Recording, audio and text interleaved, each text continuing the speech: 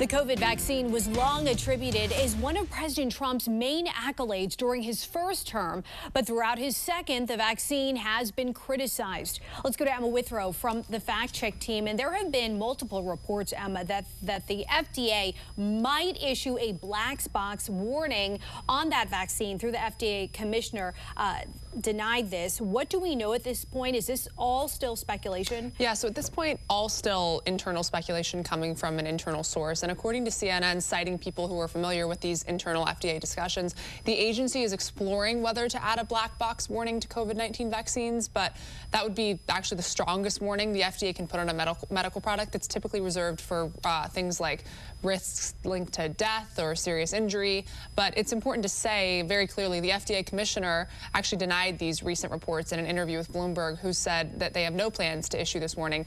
But the FDA did launch an investigation into possible links between COVID-19 vaccines and also deaths a few weeks ago. Well, as you highlighted, I mean, even just considering a black box warning, that's a big deal. Who's driving this discussion, do we know, inside the FDA? So CNN reports that the push is really being led by Dr. Vinay Prasad, who's the FDA's chief medical and scientific officer and head of the Center for Biologics Evaluation and Research, which is the division that oversees vaccines. So Prasad recently circulated an internal memo claiming that FDA staff identified at least 10 pediatric deaths allegedly linked to COVID vaccinations, but no data has been publicly released to support that claim. All right, Emma, thank you. Later Thanks. on, Emma will join us to dig into the process of black box warnings and how the FDA issues them.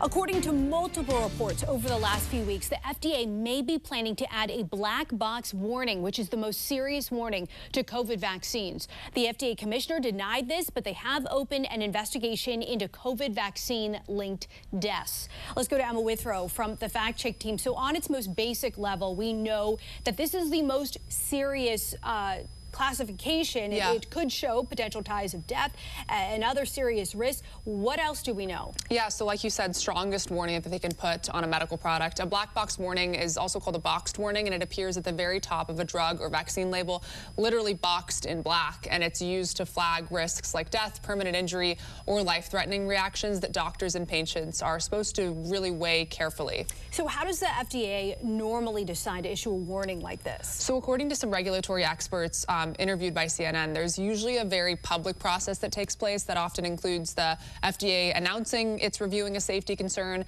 then they release some data, and then sometimes they convene an independent advisory committee to debate the evidence in public. Harvard's Dr. Aaron Kesselheim told CNN that the process itself helps ensure that decisions are grounded in data, not just whatever's happening politically, and that doctors and patients can really understand the risks that are at play here. All right, a very important topic. Let us know what you hear. Emma, Thanks. thank you. And for more on this Fact Check team topic, including links to their sources, scan the QR code or visit thenationaldesk.com.